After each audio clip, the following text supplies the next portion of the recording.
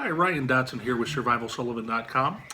Today I'm here with my son Andrew, and we are going to talk to you about setting up a two-stick deadfall trap.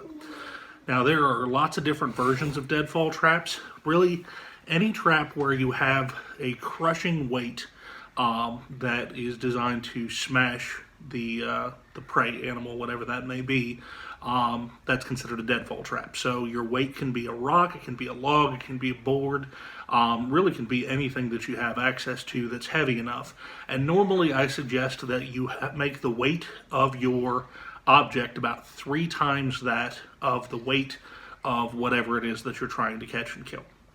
So that'll make sure you have enough weight that it'll do the job and the animal won't get loose, or you certainly don't want it to end up being injured and having to go die a horrible death or anything. So we want this quick and painless, and then we would have a meal in a survival situation.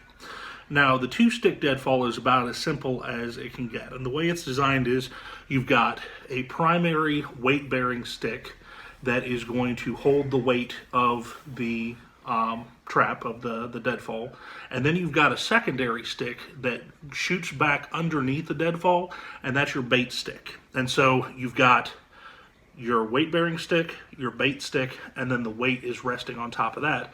So when that animal goes after the bait stick, it's going to knock that out of the way, which makes the whole thing tumble and fall. So just as an example, I've got one set up here so that you can see exactly what the components look like and how it operates. The most important piece of this, and I'll show you here in a second, is you do have to carve your sticks to be a certain shape. Your weight-bearing stick should be rounded at the end, and then your bait stick should be somewhat curved, and it should be shaved flat at one end.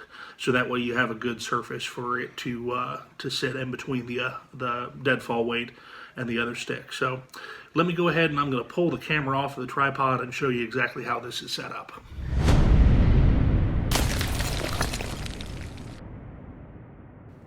Okay, so you can see I've just got a piece of plywood here that I'm using for my deadfall weight. We've got the weight-bearing stick here, and then the bait stick right there. And if you get in here real close, you'll see that the bait stick is wedged in between the other two pieces. So I didn't bother to put bait on this because I'm not actually setting it up outside, but you would put your bait right there on the end of the bait stick, whether it be peanut butter or a piece of jerky or a piece of fruit, or there's a lot of different things that you can use for bait. It should not take much weight at all for this to trip. See? And it falls right down. Now, I want to zoom in here and show you the two sticks and how I've carved them out. So you can see on the bait stick that I have flattened out both edges here so that it's thin enough to where it'll stay put when I'm putting it in between the other two pieces. And then I've just kind of rounded off the end of the weight-bearing stick to make sure that it will break away cleanly and smoothly whenever the weight falls. So that's just your basic setup for a two-stick deadfall. Of course, you would want to add bait to this and then set it up outside. Now, anytime you're talking about trapping, you want to set up as many traps as you can. Statistically, I think you got to set up about 20 traps before you're going to have any real instant success.